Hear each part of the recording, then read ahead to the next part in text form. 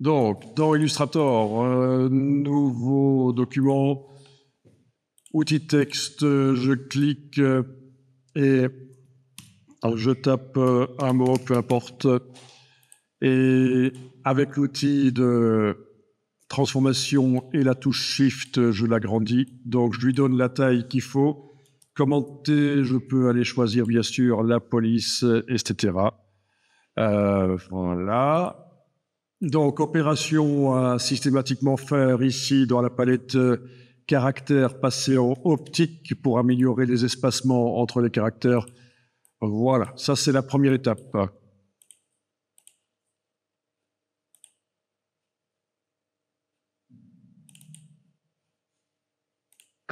Voilà. Ensuite, il fallait aller dans la palette style graphique. Menu fenêtre style graphique en bas à gauche, aller chercher les styles graphiques. Je commence par exemple par le premier, bouton et transformation. Donc la palette boutons et transformation arrive là, bien entendu. Dans le menu, on est en affichage par vignette. Et on peut passer aux items suivants qui étaient dans le menu avec les flèches ici en bas. On n'a pas besoin de retourner dans le menu pour passer toutes les palettes de styles graphiques qui sont proposées, les passer en revue. Bon, donc l'idée c'était d'appliquer un style graphique ou l'autre sur le texte et voir ce que ça donne. Ok, j'ai pris celui-là au hasard. Voilà, et là il y a une opération qui serait intéressante à faire et j'aimerais savoir si vous avez pensé à la faire éventuellement. Donc, vous avez appliqué un style graphique sur le texte. Il y a une opération qui serait intéressante à faire pour essayer d'aller plus loin. Et c'est exactement la même chose quand vous téléchargez un style graphique qui vient du web. Est-ce qu'il n'y aurait pas quelque chose à tester pour voir un peu aller plus loin? Bon, voilà, modifier les couleurs dans la palette aspect, c'est ça. Menu fenêtre aspect, c'est ce que j'allais dire, c'est une des premières choses. Modifier les paramètres ici. Mais en fait, on va les modifier de manière globale, donc ne touchez à rien. Vos paramètres, on sait qu'on peut modifier la couleur, la valeur de griffonnage dans ce cas-ci, etc., la valeur du lieu externe. Et dans les autres fonds, il y a aussi la même chose. Donc il y a plein de paramètres. Et encore, là, c'est simple. Parfois, on a des styles graphiques vachement plus complexes que ça. Donc, par la palette aspect, on peut ponctuellement aller modifier un paramètre ou l'autre, mais modifier tous les paramètres d'un coup pour faire des tests. Modifier tous les paramètres, faire en sorte que la lueur interne ici sur chacun de mes fonds soit moins grande, le griffonnage moins grand, ou là à l'inverse, lueur interne plus grande, griffonnage plus grand. Ben voilà la solution en fait. Donc, vous zoomez en arrière si vous avez votre document, vous prenez l'outil plan de travail, on va agrandir le plan de travail parce qu'on va avoir besoin de pas mal de place. Voilà. Ce sera intéressant quand même sur le côté de faire un autre plan de travail qui, lui, va être au format A4. Donc, A4, voilà. Parce que on est en train de mettre au point un style qui doit être utilisé sur un format A4. Donc, c'est ça l'idée. Est-ce que vous avez votre grand plan de travail ici? Peu importe sa taille, chez moi, il fait 107 cm sur 95, mais peu importe, l'essentiel c'est qu'il soit bien grand, mais à côté, j'ai quand même fait un plan de travail qui est format A4, un format qu'on connaît. Voilà. Alors, je vous montre. Dans le menu des préférences d'Illustrator, donc sur le Mac Illustrator, réglage général, sur le PC, édition, préférences générales. Ceci doit être décoché, la mise à échelle des contours et des effets. Et donc, puis c'est quoi ça, monsieur? C'est dans édition, préférences générales sur le PC et sur le Mac Illustrator, réglage général. C'est la mise à échelle des contours et des effets. OK, elle est décochée. Et alors là, ce que je vais faire deux méthodes. La méthode assez manuelle et puis il y aura une méthode plus automatique après. Ce que je vais faire, c'est dupliquer l'objet, prendre l'outil de transformation manuelle, il y a une poignée du coin avec la touche Shift. Je vais agrandir avec la touche Shift, voilà. À nouveau, je duplique avec la flèche noire. Avec l'outil de transformation manuelle, j'agrandis.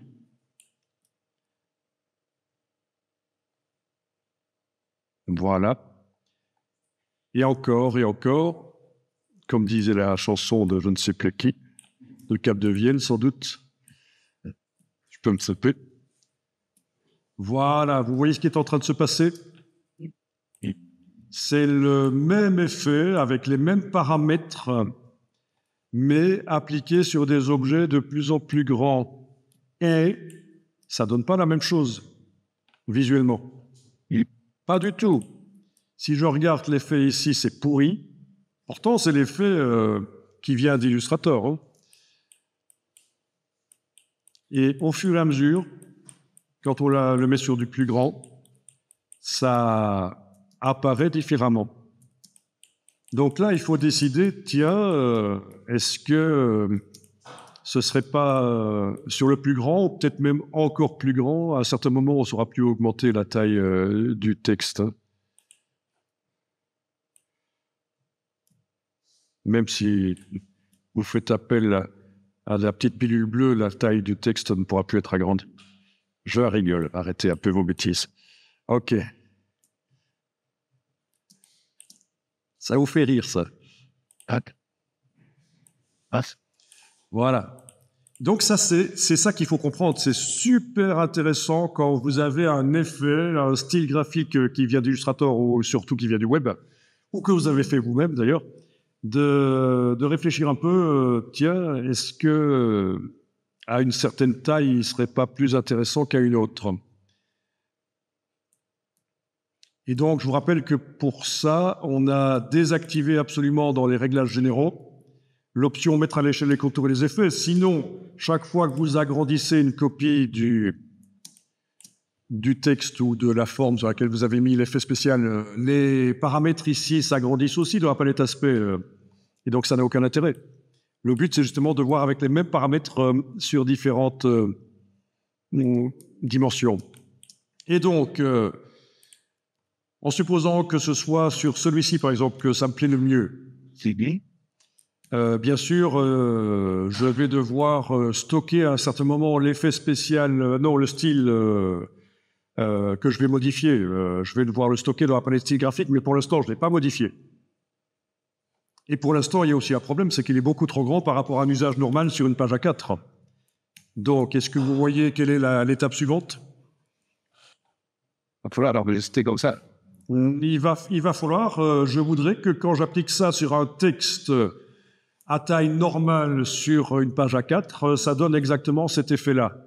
Et pas ce que ça m'avait mis au début, ce truc pourri. Enfin, qui peut être sympa, c'est pas ça, mais bon. Ah, ça, c'est un postulat plus créatif, justement. Exactement. On retourne dans les réglages, on réactive la mise à échelle des contours et des effets. Et là, je vais le redimensionner à la taille de la 4. Et les valeurs qui sont là vont être modifiées. Par exemple, la lueur interne, qu'est-ce que ça dit? Lueur interne, 3 mm à peu près d'atténuation. Bon. Je prends donc l'outil de transformation, je le rediminue à une taille acceptable sur un A4. Il n'a pas changé de look parce que tout s'est mis à jour dans la palette aspect. La lueur interne maintenant qui était à 3 mm est maintenant à 0,5 à peu près. Voilà. Donc ça veut dire que j'ai diminué à peu près par 6 là, hein, si vous suivez un peu. OK, et c'est là que vous allez maintenant, dans la palette style graphique, ajouter le style graphique, voilà, il est là. Et qu'il est forcément applicable maintenant sur n'importe quelle forme qui a à peu près cette taille-là par rapport à la 4. Voilà. Donc ça, c'est assez génial. Parce que voilà ce qui se passe quand vous allez chercher un effet spécial sur le web. Il a un certain look et un style graphique, quand vous l'utilisez sur vos objets, vous êtes déçu, ça ne ressemble pas à ce que vous aviez vu sur le web. Mais c'est simplement parce que vous l'avez utilisé sur un objet qui n'a pas la taille qui est prévu pour ce style graphique. Donc, il faut l'adapter. Voilà la solution. Voilà la solution. L'adapter. Ça n'a pas l'air de vous émouvoir. Je vais apporter mon lacrymomètre ultra précis pour voir s'il y a une petite larme qui sointe quand même de vos yeux quand je vous explique des choses aussi géniales. Ok, vous allez dans Photoshop.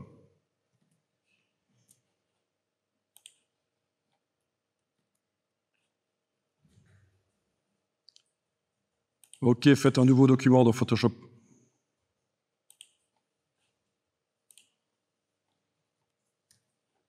In my case, Ouais. Là, j'ai pris format lettre, mais à peu près, hein, voilà. as key minutes of claims. Ok, donc outil de texte, je clique et voilà, je vais taper un mot par exemple, voilà. Ok. Avec la transformation manuelle, commande T, CTRL T sur le PC, j'agrandis. Pas besoin d'enfoncer la touche Shift ici parce que Photoshop ça a inversé.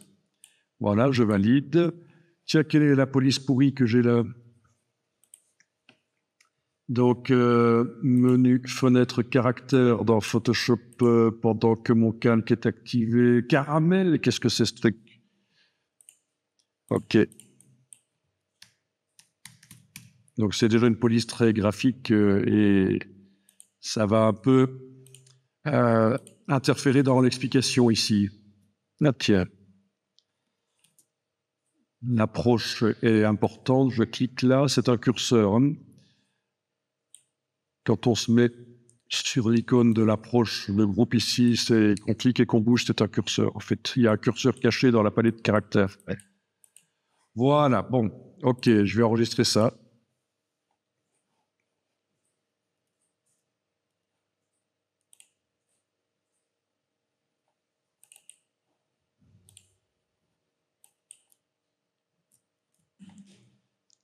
Vous allez dans le menu fenêtre, style, donc c'est les styles graphiques de Photoshop. Là aussi, il y en a des milliers disponibles gratuitement sur le web. Des styles graphiques. Ok, où est-ce qu'il les a mis? Style. C'est pas ça. Si, c'est ça. C'est le FX. Oh, ok, il était un peu quand même bien attaché à d'autres palettes. Donc, les styles graphiques, vous testez sur le texte. Voilà.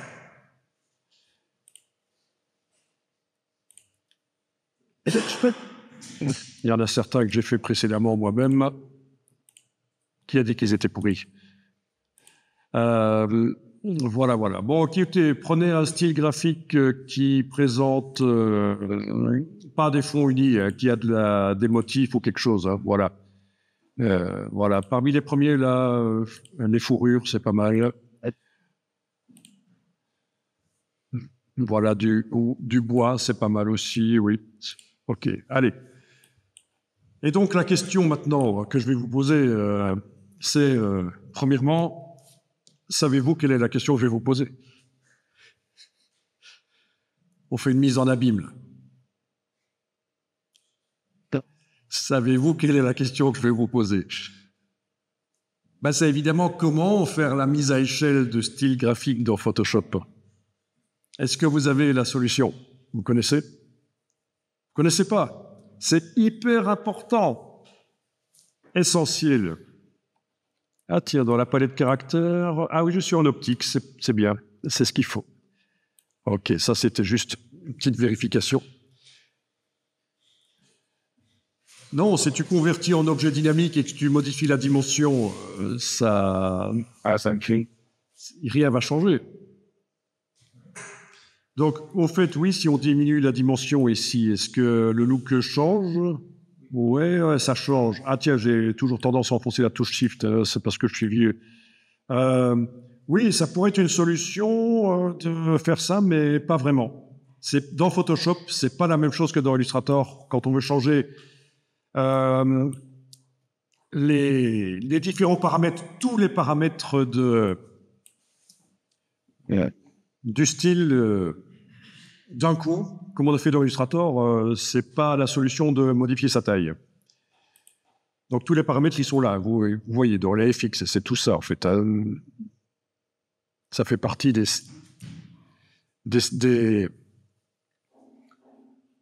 comment est-ce qu'on dit? Des styles de calque, oui. Ok, alors je vous montre, c'est super facile. Vous allez dans le menu calque en haut de l'écran, vous allez jusqu'au style de calque et vous descendez dans le menu jusqu'à mise à l'échelle des effets. Voilà ce qu'il faudrait dans Illustrator et qu'on n'a pas apparemment, sauf erreur de ma part. Et donc, vous cliquez sur le curseur et c'est la mise à échelle des effets d'une manière globale. Vous voyez, l'ombre s'agrandit ou diminue, le motif s'agrandit ou diminue. Et donc, il y a peut-être un moment où c'est meilleur que ce que vous aviez au début. Très intéressant. Ah, vous ne connaissiez pas ça, alors? Très, très intéressant, la mise à échelle des effets. Après, voilà, je clique sur OK. S'il y a un effet qui doit être modifié en particulier, notamment ici le contour que je trouve maintenant un peu trop faible, ben, je double-clique sur le mot contour et je vais le modifier manuellement. Sa taille, voilà. C'est tellement hype pour l'instant. C'est pour ça que je porte des slips léopard depuis que je sais que c'est revenu à la mode. Moi aussi. Toi aussi? Ah oui, mais c'est bien, c'est bien. Je vois que j'avais senti qu'il y avait chez toi une confiance en soi qui sointait. Je ne sais pas si c'était le mot approprié. Ça sointe, voilà. Ok, ben super, vous avez vu ça.